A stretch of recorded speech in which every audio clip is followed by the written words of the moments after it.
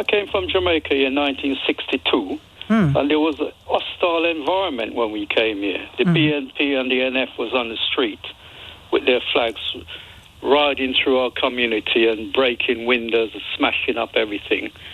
They went through Southport and Lewisham.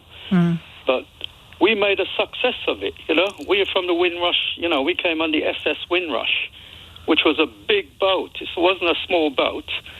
And, you know, we just kept our head down and just worked. I myself worked for 49 years, never been on any benefits. And to reward us, they've built a square for us called Windrush Square in Brixton. Yes. And they even named a railway line and a tube line called the Windrush Line. So that is a success we've made. So if you give these poor souls a chance who come on a small boat, I think they could, you know, make a success of it. Just give them a chance. You know. Yeah, I hear you, Leroy. It's a shame that people don't learn. That's the thing. Because I was actually talking to my producer earlier. We were talking about how riots and protests of this nature have always occurred, and I was saying I remember them affecting my family back in the 1980s, and how terrified that made me as a child, and I definitely wasn't the only one. And this inability to distinguish between an asylum seeker or a refugee and an illegal immigrant and just anybody who's not white or you know, has a British accent or whatever it might be, it all ends up getting meshed together, and it does create, as you quite rightly describe it, a hostile environment. I mean, what will it take, do you think, for us not to have to go through this every time? Well, Natasha, I'll tell you that. You know, I came with a I came here as British citizen because Jamaica wasn't independent when I came here. Yeah. I came with my pound, shillings and pence. I'm as British as they come. But if I walk down the street now, I'm just painted as an asylum seeker because of my colour.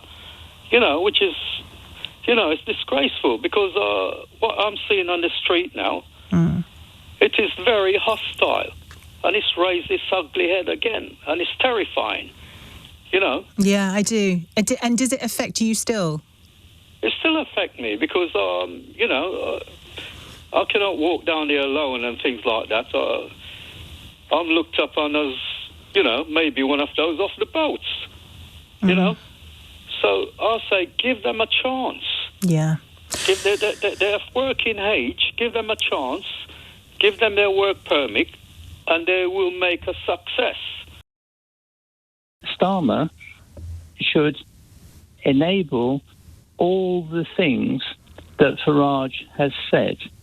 Get out of the EHSC, and all immigrants and not legal immigrants. Do you mean the ECH, the European Court of Human Rights? Yeah.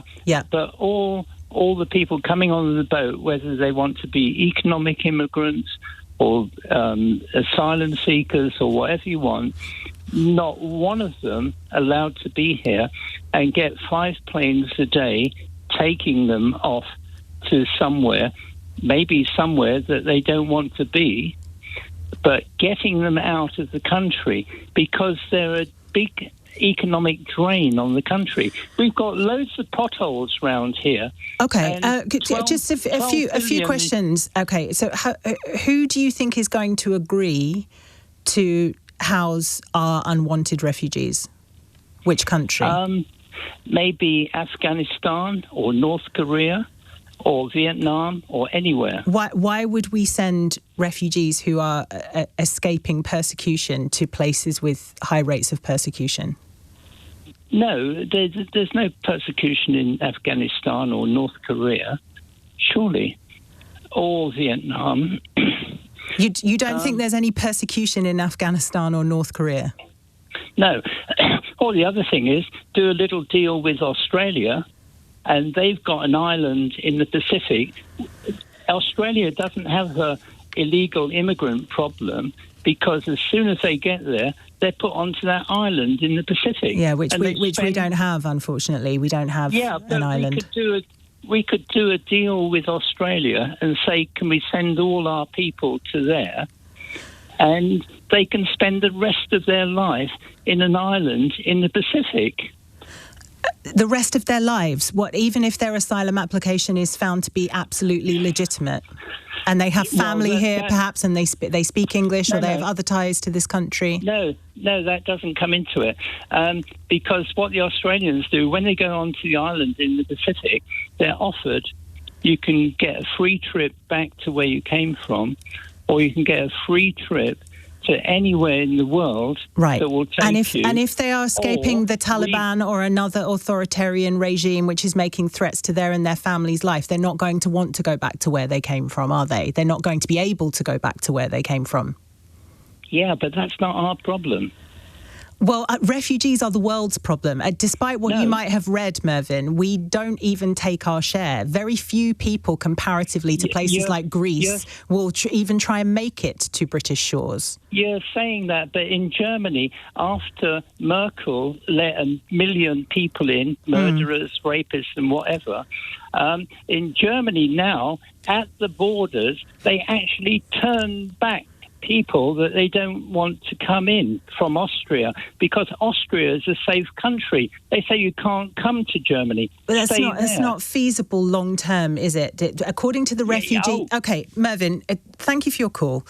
I should say, according to the Refugee Convention and to international law, which we all abide by, people do not have to settle in the first safe country that they can find. Many refugees do take that option, but a smaller proportion choose to go on to other countries for reasons that they might feel an affiliation with Britain. They may speak English. They may have family here. But nothing compels them legally to stay in the first safe country that they reach. And if you think about it for more than 3 seconds, if you get off Facebook and maybe just have a think with your brain, you will realise how unfeasible it is to expect any one country to house the world's refugees.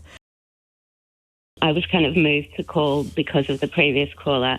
Just the cruelty sort of took my breath away. I think, I haven't had internet for the last couple of weeks. I've been listening to a lot of LBC, and what I kind of gather, if I was to sort of, do a study, is that what most people in this country want is, the best for themselves and their family, and yet they can't confer that level of humanity upon other people, maybe if they're strangers or if they're, come across on a boat, whatever, to realise, even this sort of dismissive, sneering economic migrants, and you think, well, maybe they're coming from poverty, maybe they want better for it just the framing of it is just quite cruel. And I just think, people pride themselves here on the history of compassion towards refugees, but I think if the kinder transport were to happen today, people would be calling LBC, complaining about those grasping, whiny Jewish brats who are coming over here our resources. Well, two things. That first of all, there's a reason it was the kinder transport. It's their Jewish parents were not allowed to come with them. And secondly, there were people at the time, there were columnists at the time who were using the kind of language that you describe. And this is what I mean when I say we only ever seem to be able to see people's humanity in retrospect. And I don't know how we fix that issue. Yeah, not all of us. And I think that's the thing to try and remember as well, is that sometimes, you get a call like that, or you read, some of the horrible, most inflammatory newspaper columnists, or hear the most awful things from the populist politicians. And I think we get a skewed perspective on, how people think. And I think a lot of us do care and still see other people as people. And, of course, I do accept that there are legitimate issues with the processing and with, there are strains on resources, so I'm not trying to belittle any sort of legitimate concerns. But the whole framing of it, the language of invasion, calling people illegals, it's so dehumanising. And it's like, can we not learn from our very recent history of, it just leads to no good and not good for our society. Thanks to the stupidity of previous governments, we've had lots of people arrive. I'm not saying that's a bad thing, because you'll always need some immigration in the country. Now, the problem is they've not invested in public services, and now there is such a creaking strain on them that we are at the point where we cannot cope, and we have to deal with the here and now, regardless of what happens in the past. That's where we're at. So my idea is this: to stop us having to put the drawbridge up altogether forever, I think we need a 2 to 3 year fixed suspension on immigration until such time as the money that goes on the asylum issue goes into public services so that we can take more people on. Okay, I think the problem with that idea is that there's a conflation of two different things. So you've got immigration, which includes legal immigration, people coming across on a valid visa, etc., which many asylum seekers do as well, come across on a valid visa. And then you've got immigration which takes place via illegal means, which is more likely to be asylum seekers who are more likely to come across on small boat. Now, you could suspend all legal immigration. I mean, it would be a headache, but you could feasibly do that. You cannot stop people from trying to enter this country across the channel. It's not a possible thing to do. Unless you opened up a safe and legal route for them. That's the only way, really. You would, yes, I agree. But the problem is if you enter the country illegally for the next 3 years, there will be no citizenship, no benefits, no nothing. I know it's harsh, but we've got to a stage where we cannot afford to keep taking numbers in. I know it's cruel. I'm not saying forever. I'm really not. But the alternative is we will leave the ECHR altogether, and this will be a total mess. Do you know how many people are currently waiting for their asylum application to be processed? Yes, it's a big number. I think it's about 100,000, I believe, if I'm not mistaken. It's about 32,000. Oh, okay. My apologies. Okay. So it's not even enough to fill a football stadium. If you were able to magically make those people disappear overnight, I mean, its cost to the taxpayer is about $3 billion per year. That's not an insignificant amount of money. It's a large amount of money. But it wouldn't fix all of our public services overnight. No, it wouldn't, but we've got to start somewhere. There aren't the public services to keep going, and we've not got the housing.